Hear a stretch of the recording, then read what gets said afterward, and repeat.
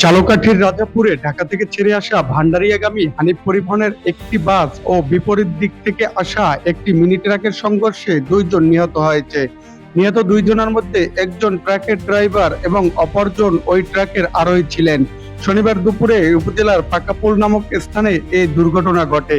নিহত ট্রাকের ড্রাইভারের নাম মশিউর রহমান। অপরজনের পরিচয় এখনো শনাক্ত হয়নি। খবর পেয়ে ফায়ার সার্ভিস ও পুলিশ উদ্ধার অভিযানে অংশ নেয় এবং নিহতের মরদেহ উদ্ধার করে। স্থানীয়রা জানায়, হানিফ পরিবহনের বাসটি দ্রুত গতিতে এসে একটি ইজি বাইককে সাইড দিতে গিয়ে বিপরীত দিক থেকে আসা মিনি ট্রাকটিকে সজোরে ধাক্কা দেয়। এ সময় ট্রাকটি রাস্তার পাশে খাদে পড়ে যায় এবং বাসটি ট্রাকের উপরে উঠে গেলে ট্রাকটি দুমড়ে মুচড়ে যায়। ট্রাকে থাকা 2 জনের মধ্যে একজন ঘটনাস্থলেই মারা যায়। অপরজনকে উদ্ধার করে উপজেলা স্বাস্থ্য কমপ্লেক্সে পাঠালে ডাক্তার তাকেও মৃত ঘোষণা করে।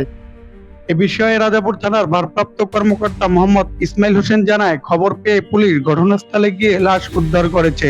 এই ঘটনায় পরবর্তী আইনগত ব্যবস্থা গ্রহণ করা হবে। 3-4 মিনিট পরে আমি আসছি, আসার পরে দেখছি যে গাড়িটা যখন ওই পিকআপ আসছে একদিক থেকে হানিফ গাড়ি আসছে, তারপর সামনাসামনি সংঘর্ষ হওয়ার পরে গাড়িটা সাইডে পড়ে গেছে।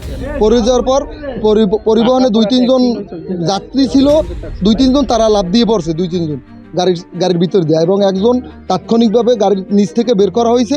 বের করে তাকে রাজাপুর সদর হাসপাতালে পাঠানো হয়েছে এবং একজন গাড়ির নিচে এখনও তিনি চাপা আছে, মারা গেছে, এবং যাকে রাজাপুর পাঠানো হয়েছে সেও মারা গেছে।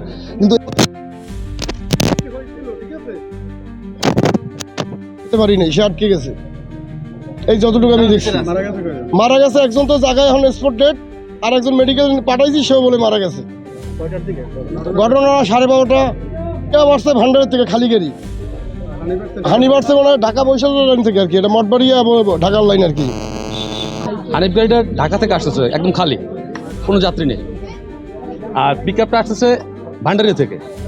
তো একটা আপনারই যাকে বলে অটো গাড়ি, ওটাকে ক্রস করতে যাইয়া ও একদম সরাসরি আপনাকে পিক আপটা কাছে লাগাই দিয়েছে।